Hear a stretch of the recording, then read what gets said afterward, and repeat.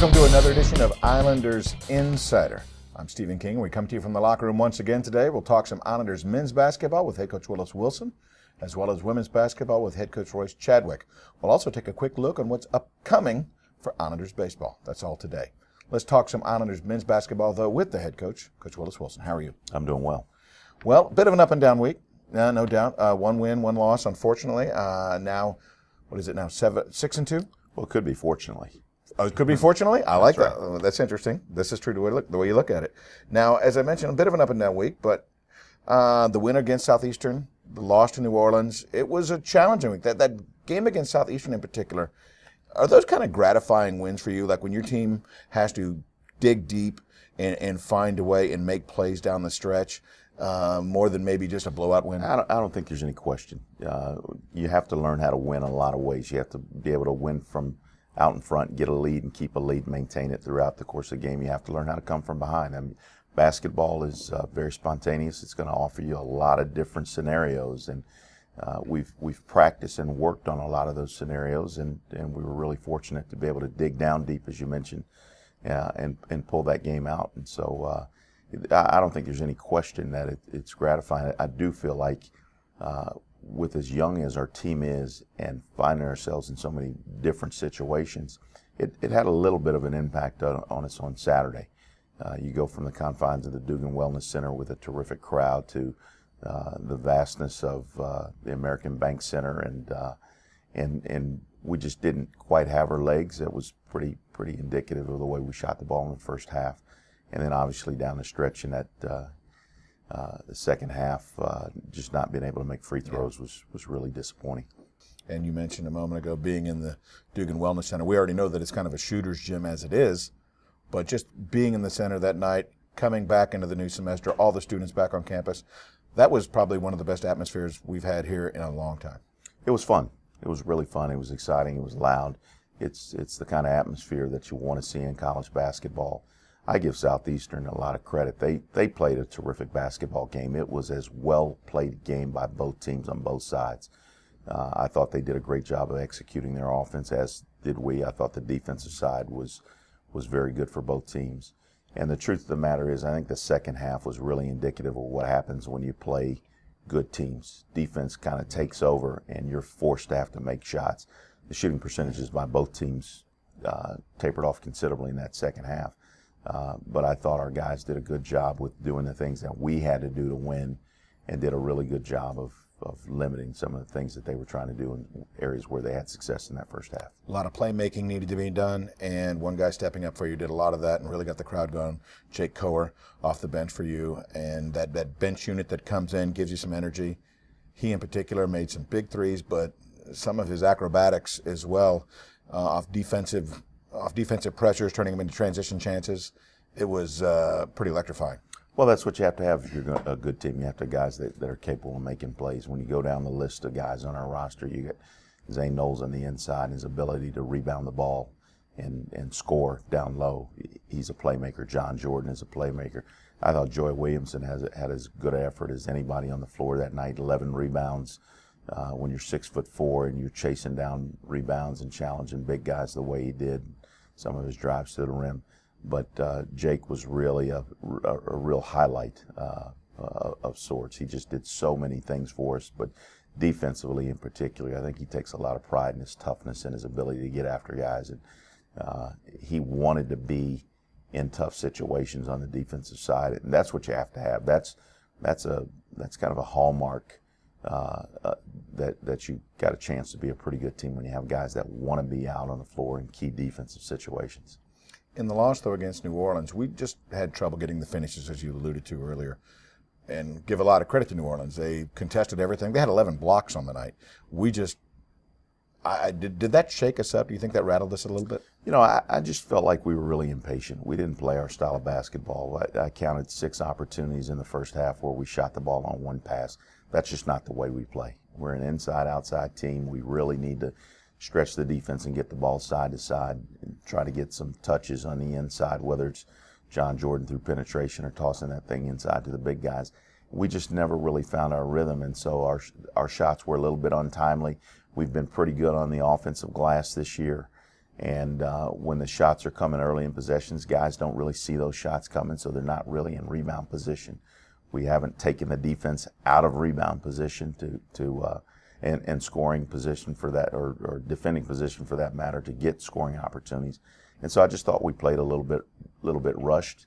I thought we did a little bit better job in the second half, but that sort of anxiousness to get in basketball, a lot of times you talk about trying to get a 4-point play. In baseball, you hear guys all the time talk about swinging for the fences. I just thought we were a little bit impatient, trying to get a little bit too much too quickly. I understand that. Now, you mentioned free throws earlier, and I'll just bring it up for a moment. Are free throws just focus and confidence? Is that all it really is? Because, they were troublesome. 11 misses and then 17 against Privateers. It's something that you have to work at. Yeah. It's something that you have to work to improve. You have to put yourself in game-like situations, and you have to have probably more than anything in all of basketball. Free throws is something that's very different in practice than it is in a game situation, and you have to figure out a way to emulate game situations as you work on your free throws. A lot of it is repetition and quantity. But more often than not, you find it being a pressure situation where you've got to be able to step up and make free throws, and that tends to be a quality sort of situation, quality sort of environment. Young teams tend to not shoot free throws well. We should be a much better free throw shooting team than we are, and the fact of the matter is we need our leader, John Jordan, to step up. Interestingly enough about John, he's had 2 or 3 different occasions this year where he's gone on a tear where he's made 20 in a row, 20 out of 21. So he's very, very capable of shooting the ball from the free throw line at a very high level. And so we've got to get him back in that sort of routine for us. 2 games this week, Sam Houston State and Lamar. Just focus on Sam Houston State for the moment. Huge game for the reason, of course, we're tied with them, currently in second position in the Southland Conference, and it's our only meeting with them this year. And with a win, of course, we get the tiebreaker. Well, you touched on it. I mean, right now you're talking about seeding for the conference tournament, which is a big, big deal once you get into March. We've had dogfights. The last 3 or 4 games with Sam Houston State have been games that have gone down to the wire where either team could win. Unfortunately for us, a year ago, they were able to eke out 2 wins against us. But we know that they're going to be scrappy. We know we're going to be scrappy, and that this game will be a dogfight. I think it'll be decided by the team that makes free throws, the team that makes the fewest mistakes with turnovers. And so we're going to have to really, really hone in. And I think our guys are very aware of the circumstances going in. And this is the beginning of a tough 4-game road stretch. And so the good news is that we've got 5 out of 6 at home to close out conference play. But the bad news is we start the second half with a lot of games on the road, and so we've got to really tighten our belt and get that focus where it needs to be. Well, big week ahead, Coach. Good luck. Thank you. Willis Wilson joining us here once again in the locker room. When we come back, we have a feature showing you what's next for Islanders baseball. More to come on Islanders Insider.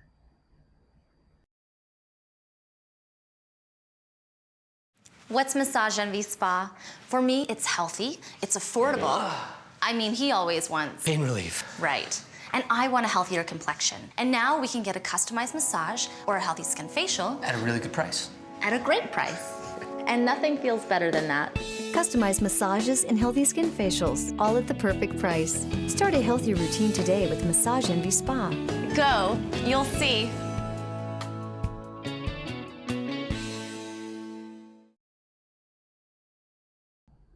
Welcome back to Islanders Insider. At this time, let's check in with Dixie Lee as she gives us a feature on what's coming up for Islanders baseball. Islanders baseball hit the ground running in their first practices of the season this week. Yeah, it's good. You know, I think the first 3 or 4 days you get on the field as a coach, in a way, you just try and stay out of the way. You know, these guys are energy's bursting. Guys, everybody's early, you know.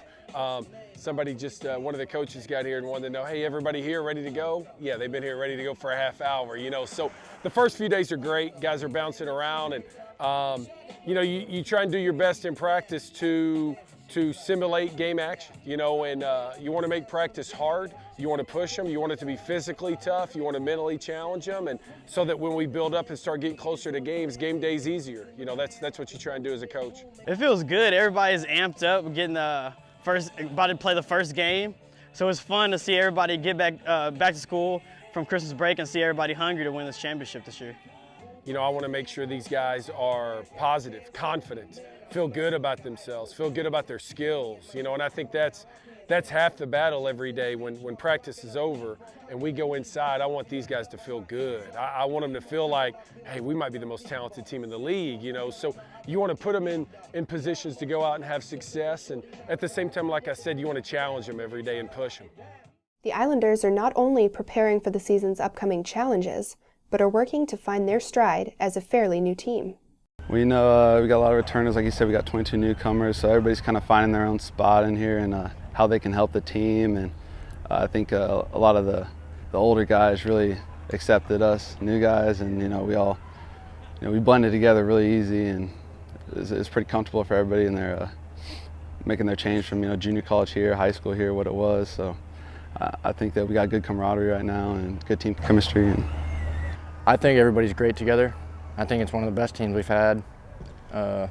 Ability and just our friendship with each other, always hanging out, know each other like the back of our hand pretty much. As opening day quickly approaches, the Islanders are looking ahead with high hopes. Well, like you said, the expectations, every year expectations have gotten bigger. Well, we were picked to win second in the Southland, and I know everybody else wants to be in that first, so we just have to come out here and get ready to grind, play as a team, and just hustle everywhere we go. When we start playing, it's just like practice and play as you practice. Well, you know, when we get together here in about 5 minutes, I think one of the things I'm going to talk about is trying to remain the hunter, reminding these guys that, just because a magazine picks you second, and as proud as I am of what we've done the last 1 year, 2 years, 3 years, 4 years, the growth of the program, we haven't done anything yet, and I want to make sure from the seniors to the juniors to the freshmen that everybody out here is extremely hungry to continue to grow this program, to make a difference, to win that first championship. That's what we're trying to do. For Islanders Insider, I'm Dixie Lee. For the remainder of the 2013-2014 season, Islanders basketball is offering a new Friends and Family 4-pack promotion for Saturday games on Stripes Court at the American Bank Center. For just $44, fans get 4 sodas, 4 hot dogs, and 4 tickets to an Islanders men's and women's basketball doubleheader. This is the perfect opportunity to show your support for your hometown team in their pursuit of conference titles. That's 4 tickets to an Islanders basketball doubleheader, 4 hot dogs, and 4 sodas for only $44. Visit GoIslanders.com or call 825-BALL to purchase your Friends and Family 4-pack today. That's 825-BALL. Go Islanders!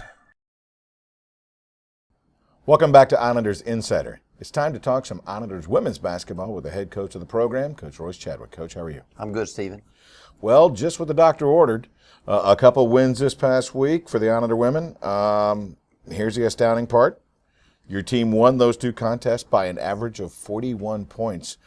All of a sudden, we have just offense that we just, in an overabundance. In those 2 games, your team broke the records for largest scoring margin and then rebroke it in the second game against New Orleans. Just what kind of week was this? Well, it was an opportunity for us to move all our freshmen into the starting lineup. We have tried to bring them along slowly, and we thought, okay, now's the time to put them in there and let's see what they can do. We've been starting Brittany Bomaloo all year long, and now we brought Cassie Jones along, and now we got Kamisha Davis, and I think Kamisha had a double-double in the last game, so she's come into her own. Sometimes when you get a freshman and you throw them in too quickly, they can lose their confidence, and that was what our concern was. We didn't want them to lose their confidence. We wanted to build up a little bit of confidence in them, then put them out there, and we thought this week would be a good week to do it, and they responded exceptionally well. So we're very excited about where we sit, and hopefully we'll be able to show some consistency, which is always a big question mark when you have freshmen. Against Southeastern Louisiana, it seemed your team seemed to, hit their stride. Besides just scoring more points, what did they do that was so different than the 4 games previous? Well, we backed up a lot of the game plan. We basically gave them 2 plays that we were going to run, and we played 1 defense. And primarily we put them in a situation, we actually told them we will not call timeout for the first media. If you get a lot of blood on your face, wipe it off quickly, because we're not subbing you. You have to go out there and you have to play that first 4 minutes, and you got to be ready. And we did that for the simple fact that we didn't want them looking over their shoulder thinking, well, you know, I could come out, I wonder what we're going to run. We tried to take everything off of their plate so they could just go play. And I thought they responded very, very well to that. And we got to the 16-minute mark of both games and we were ahead. So we pretty much gave them the next 4 minutes and said, all right, these are the things that we are doing, and we're not changing. Let's go do these things. And I was very happy with the way we responded. I thought that we kept our toughness, we kept our consistency. We played the entire 40 minutes in exactly the same frame. And then our challenge for our seniors when they came off the bench, and that's a real test for a senior. Can you move from a starting position to coming off the bench and still keep your team disposition? Can you help our team and elevate our team? And every one of our seniors did that for us. It's interesting, as you know, when we move forward against the New Orleans in the second game of the week, I found the most interesting statistic. There were 5 players who scored in double figures, but none of them were Jasmine Shaw or Brittany Bomalou. And, of course, they've been our leading scorers throughout the season. Now, Kamisha Davis, as you mentioned, 19 points, 11 boards, were career highs both, her first double-double. Well, just how much better is the team when you have that type of multiple scoring source? Well, I think your team, in a locker room after the New Orleans game, everybody played double-digit minutes. Everybody thought they made a contribution. It's a great locker room. And you'd like to have that every single night. Unfortunately, it won't be that situation for us because we spent a lot of time in the first 8 or 9 games in the league playing the top 5 or 6 teams. Now we are moving into playing the teams that are in the bottom 5 or 6. So you have a better opportunity to get more people in the game, but that's ideal. It doesn't work out that way very often where everybody gets double-digit minutes. But, you know, we played some starters. I think Lexi Harris had like 12 or 15 minutes. Jasmine Shaw, 12 or 15 minutes is all they played in the New Orleans game.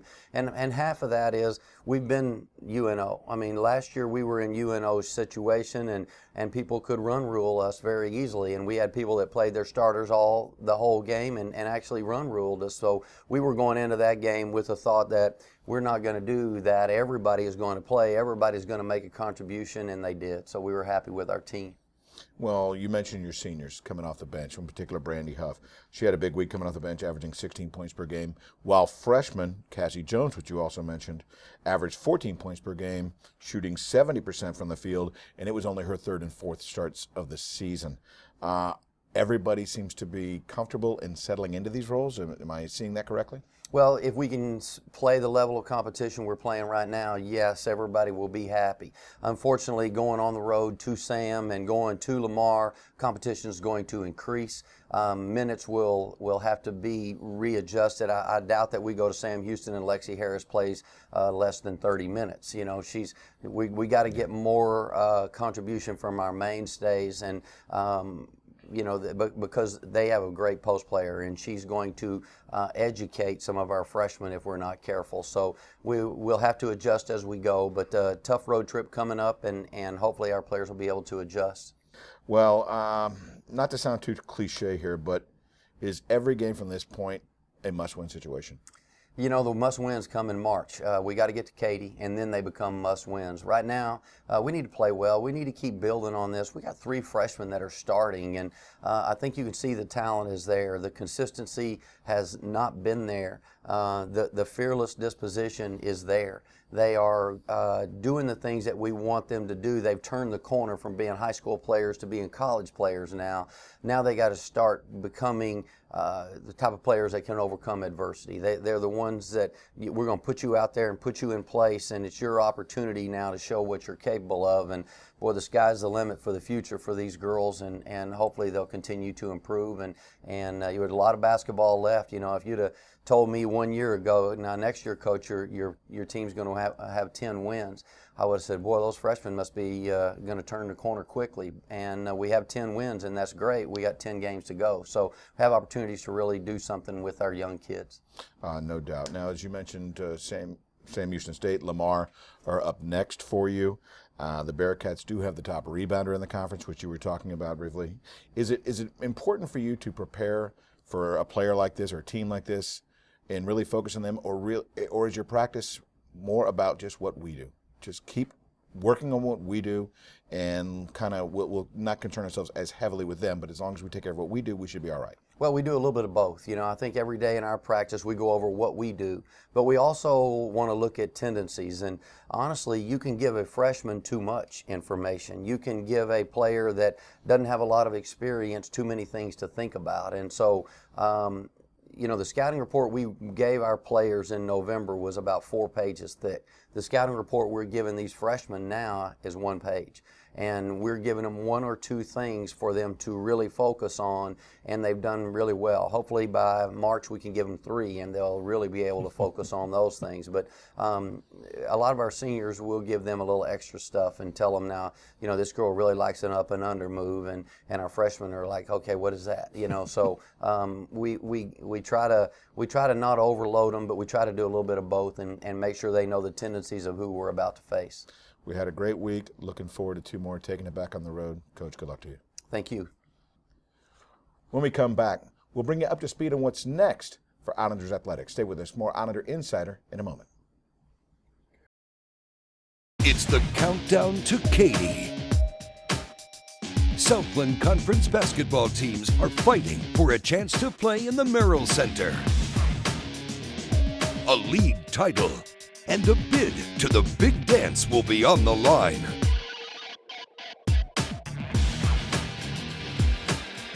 The action begins March 12th.